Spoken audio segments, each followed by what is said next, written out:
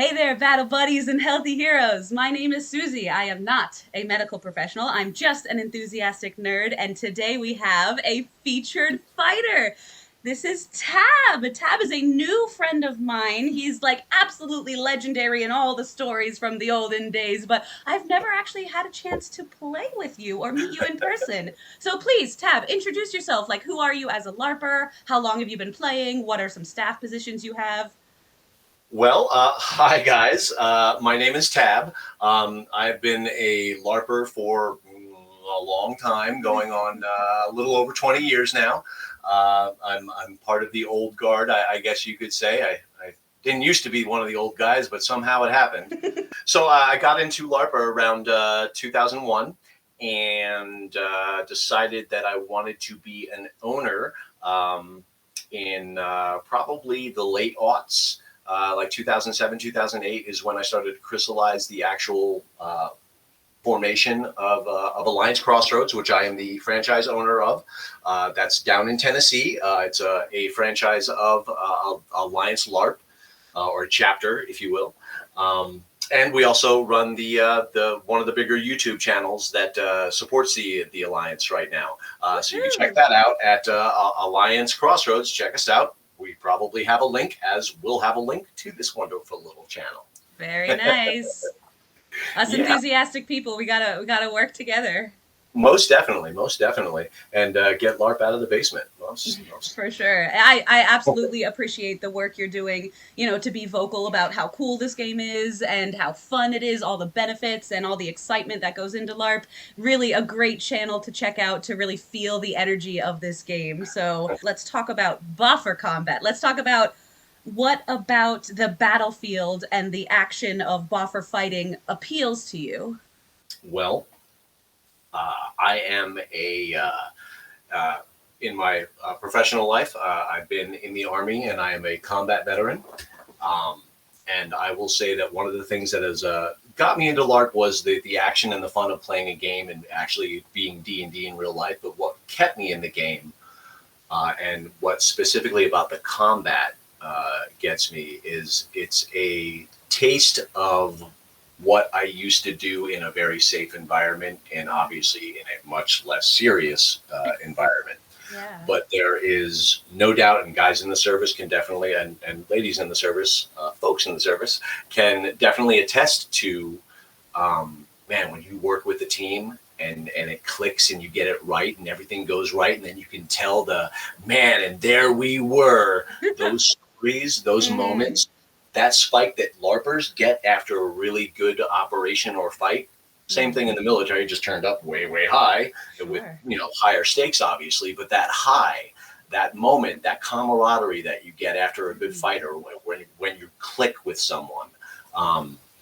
There are many times, and I don't know how off the tracks we want to get with old school stories, but there's times when specifically playing like a rogue character where mobility is your friend, having a partner on the other side of the battlefield where 100 feet away from each other, you do and they know exactly what you mean and exactly what to do. And it's those little moments that's what really appeals to me. Oh, absolutely. A thing of beauty to have that coordination and that like the shared adrenaline where you guys are all at the same level and you're diving in and it feels high stakes, but like you said, it's still safe. So you already have that wonderful context to explore something fantastical, and then you can let the adrenaline take over and make it really intense and really real. So that's beautiful. I love that. I didn't know you were military, and that's a really neat connection to make. So that's very cool. Yeah, it's actually, if I don't know if LARP in general has ever done an actual survey of how many prior service people are in and involved in LARP, but if you include, say, like Civil War reenactors and Ren Fair folks, there's a lot of veteran among us. My own game, we've skewed close to 40% veteran prior service in some of our games. There's actually a whole group of guys that plays down in Crossroads that served on the same submarine together. So they would all like come from different points and meet up at the chapter, just we all come from different places in the country, but Mhm. they would convene and meet up and, relive similar things, but, different.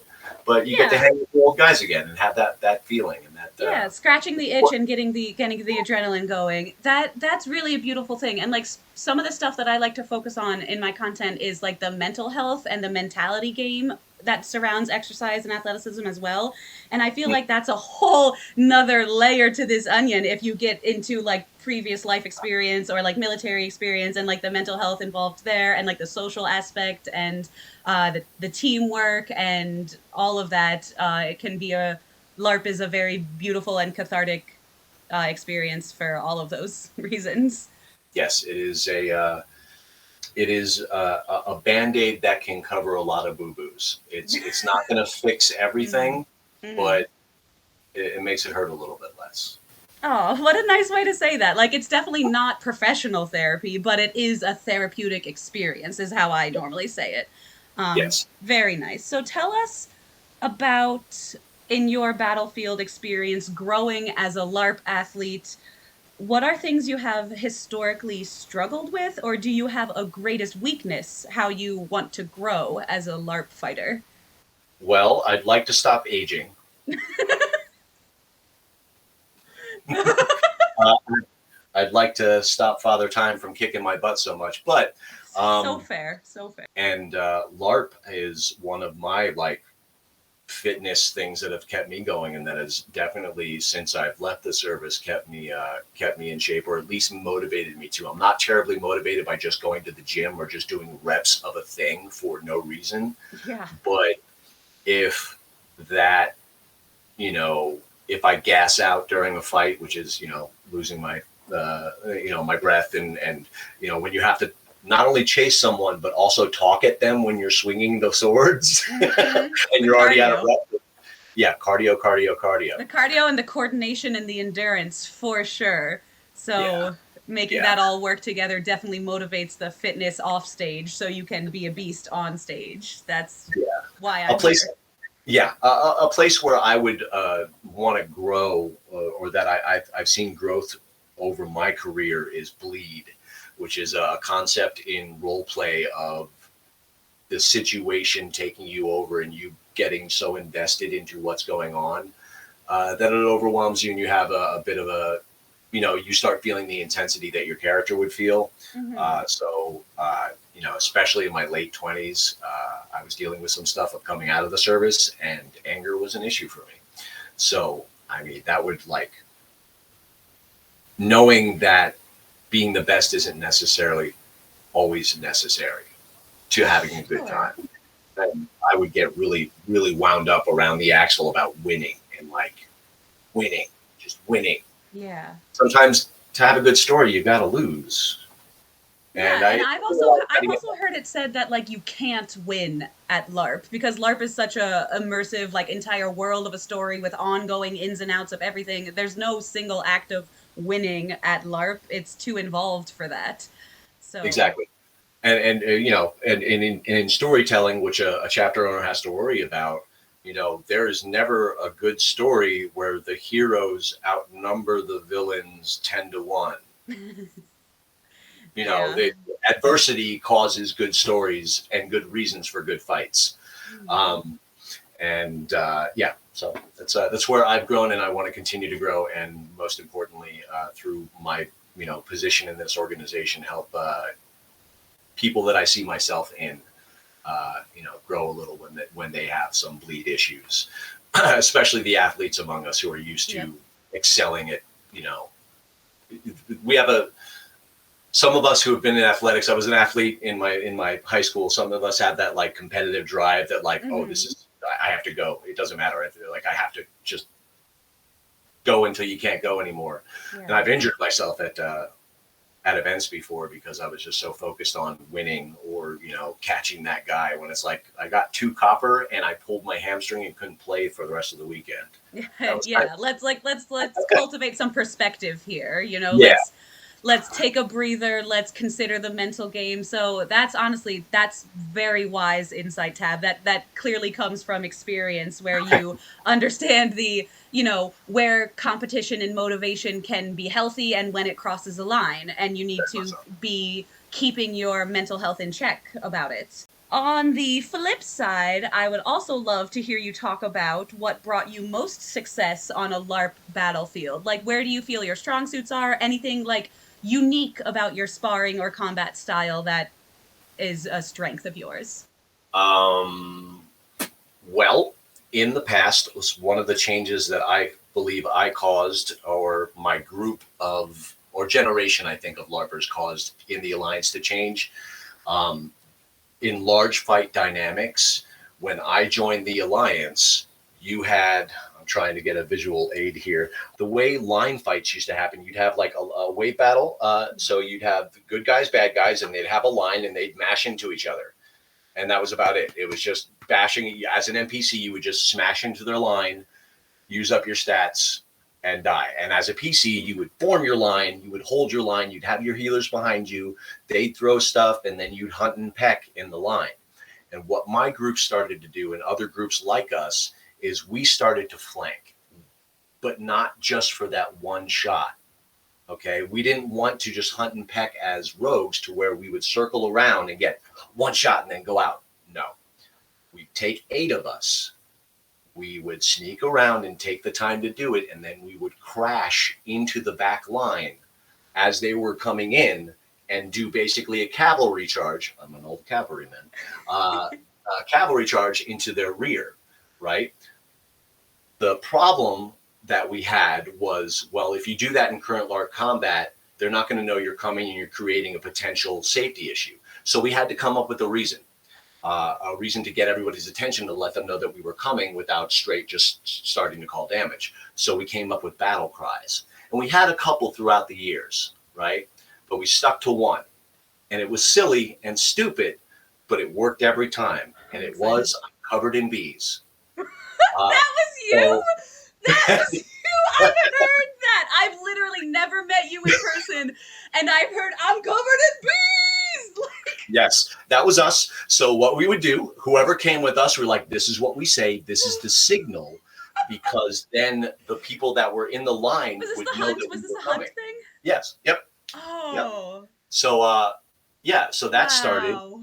and so we brought a more dynamic fight style, and then Connecticut and Jesse's Connecticut, once he took it over, they took that ability and really allowed us to do it over and over again. And they didn't, some other chapters kind of like tried to pigeonhole and write conditions to where we couldn't do that.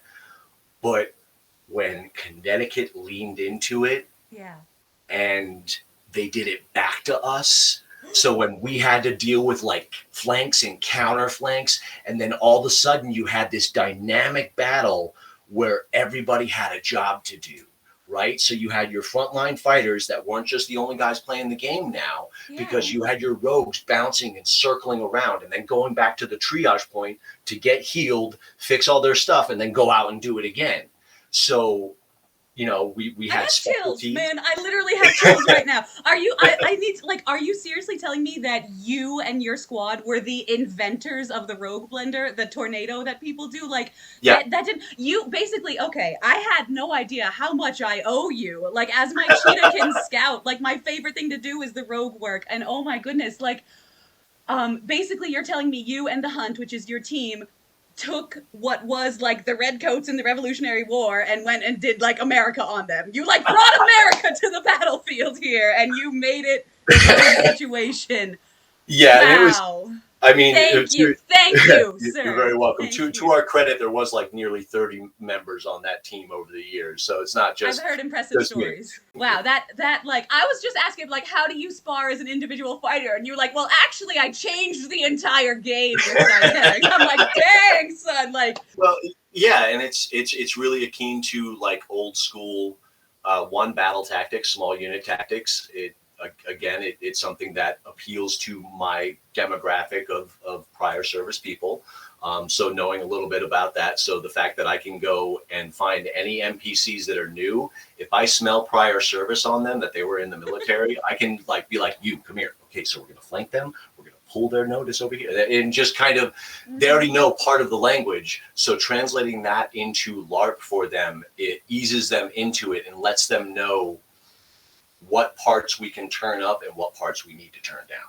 Sure. Actual aggressiveness, got to turn that down, especially as men. Yeah.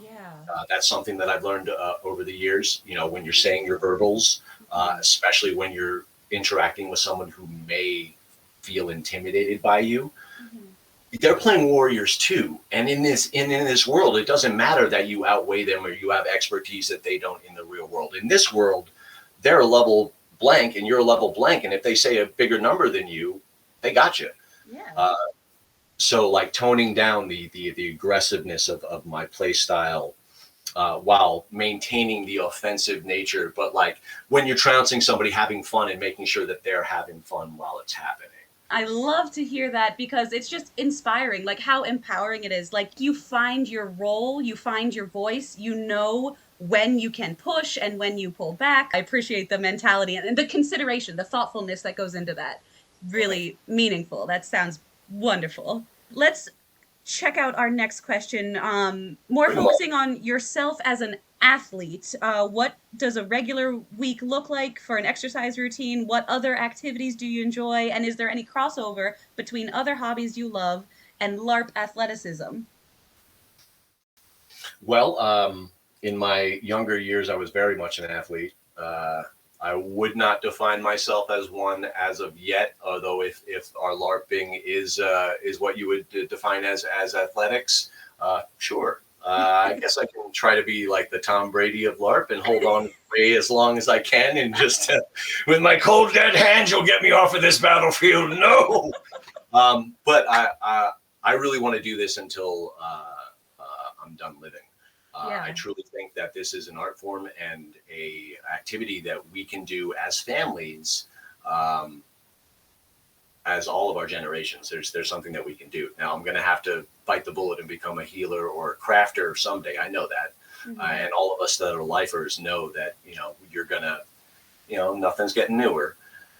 So right now, a lot of my focus is maintenance. With how many games I'm looking to play with the YouTube channel, I have to be very, very careful with where I excel. Like I still, I'll show you this weekend. I can still throw down. I can't wait.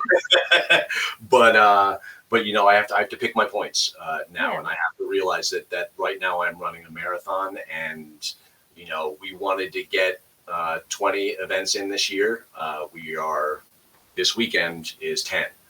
So we've gotten halfway there. Currently we're out of money, but we're hoping to raise some funds in the next month or so. But at the very least, we're going to get about 15 in guaranteed this year, and the rest are bonuses. But I'm noticing, one, it's keeping me in shape. Doing this is my workout right now. Yes. Because at my age, 3 days of high-end activity a week is about where I want to top out at, or else I'll start breaking stuff.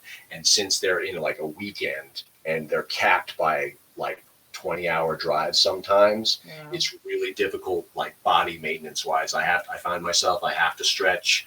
I have to make sure that I'm limber. I get silly looks all the time when like, oh, why's Tab stretching? But Okay, pause. Thank you for normalizing stretching, because I also, like, I am not the oldest person, but I'm not super young. I've been LARPing for 12 years now, and so, like, I have to stretch out my hip and my ankle in a certain way to make sure I don't injure myself because of old leg injuries. And it's like, why is Susie, like, got a leg up on a step and twisting her hip? And, like, no, like, let people take care of their bodies. If there's one thing, like what you're saying, something we can learn as LARPers and athletes when LARP is our focus, it helps us understand the importance of a perspective for longevity. If it's gonna be a lifestyle and this is the hobby that we want to excel with, like we have to bear that wellness and body considerations in mind for longevity, and that's a very important perspective. I accept that answer. As an athlete and a larper, your perspective is longevity and maintenance. It's Yes, important. very much Good. so. Very much so. This is keeping me young. I don't Yes. no, I don't have the picture up here, but in my one of my other careers is acting. Uh, Ooh. in a film that I was in, I was up to 245 pounds, um, and Oh. I was pretty depressed and pretty hefty, not feeling great about myself. And LARP is pretty much the only thing that I've done. Working up in Tennessee, building that site. So Mhm. farm work and LARP work are really what got me down to, I think, a much healthier lifestyle and weight for myself. I remember when I was heavier, man, my joints, I Mm. just couldn't. It just hurt so bad, and I knew that my weight was negatively affecting not only my performance but uh, my longevity and health in my joints. Yeah. So yeah, having less impact on those is definitely a necessity. Good, and good motivation to find something fun like LARP to get you where you want to be. Yeah. Very Beautiful. much so. The LARP is where I get my high end cardio. I don't really do a lot of drills per se that are pure LARP focused, Hmm. because I have a fount of fight experience and Yeah. a bunch of dirty little tricks that have served me well over the past years, and I don't think Hmm. I'm going to change most of them. I think that the biggest thing that I do that supports my LARP career is just the farm work and some hiking and staying. I'm not super active, but LARP is my workout really. Makes sense. Makes sense. I Yeah, hear you. So, what fitness or athletic skill do you think is most valuable for preparing for LARP combat? cardio, Yeah, that cardio, was cardio, also cardio. Will's answer. Also, something we already talked about, cardio, cardio. There's so much Yep. coordination going on. You're making calls to scream about your stats when you're swinging. You're swinging, so like arm motion makes cardio more active. It raises your heart rate when your arms move, Yep. and then you're actually doing all the running. So, Very much so. Very much so. absolutely. Now, it is incredibly important, but it also feeds into a lot of the necessary skills to engagement. So across martial arts, distance is very important, right? Hmm. So from your taekwondos to your karate, how far away you are from your opponent denotes your range. Same thing in LARP. Of course, Yeah. it's not real martial arts, but You still got a cardio is sword, but you're cardio. Yeah, hitting. cardio is cardio and distance is distance. Yeah. So if you can maintain your distance from someone, keeping you out of harm, that is, that cardio is a foundational element to that. Because if you can't outrun Got them, you. you Hmm. can't maintain that distance before you even have to say stats at them or do the math. If you're out of breath, that's going to take all of that away from you in the first place. So, what I would say to prospective LARPers who want to get into it, who know that cardio may be an issue, Hmm. either MPC, so you can get a lot of downtime in between your reps of playing, right? So the cardio is less of an issue to you and there's less stakes to losing, or play a character that is more comfortable in the background, healing, casting, until you're more comfortable jumping into the heavier combat.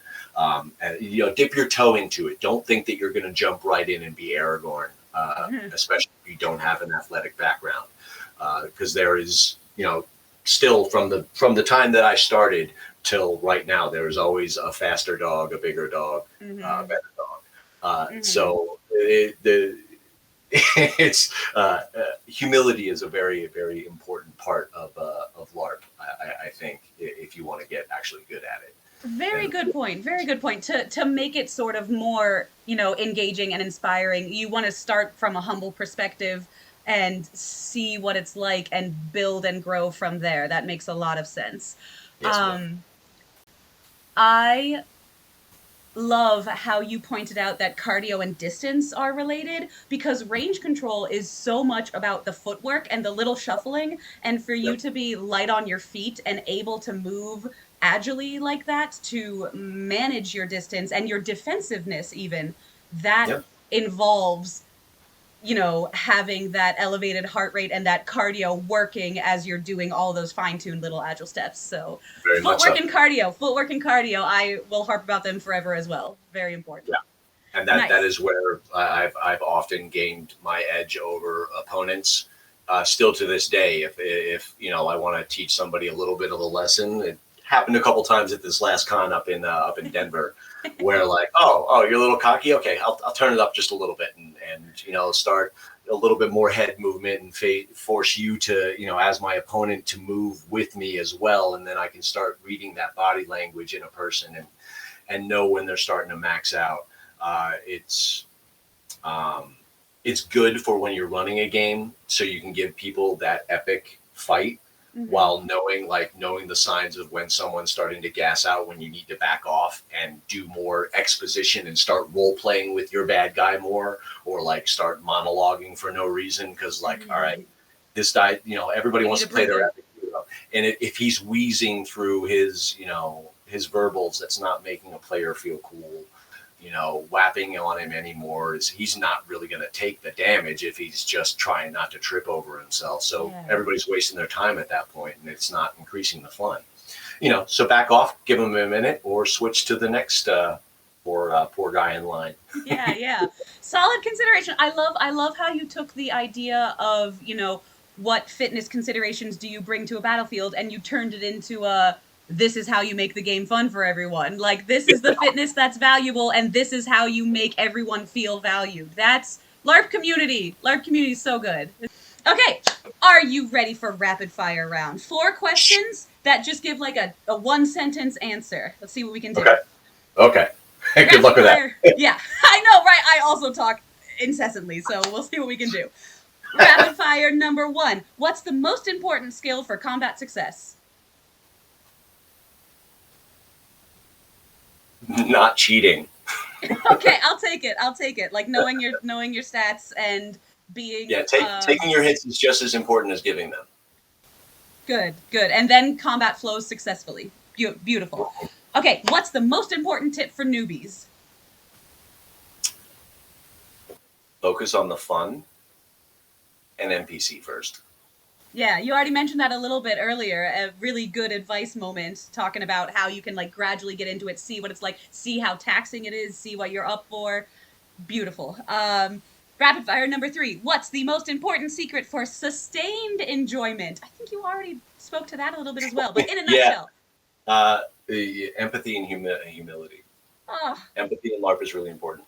beautiful. Yeah, telling the story and caring about other people because we're all on this journey together. We're all trying to be battle buddies and healthier heroes at the same time, right? So, Darn right. love it. And last rapid fire question. What else do you think our battle buddies and healthier heroes should know? Any final words of wisdom? Well, I think that our battle buddies should know about all of the wonderful games that Alliance LARP has to offer across the nation. And if just by chance there isn't a chapter near you, 1, make one, or 2, go ahead and find a LARP near you. Doesn't matter which one. Go out there and get it because you're outside, you're active, and you're around people that give a crap. Yeah. Oh, beautiful. Well done. Well done. Excuse me, sir. I would like to officially challenge you. Would you like to fight me? Okay. Sure. I'm All here, right. Huckleberry. All right. I will see you on the battlefield.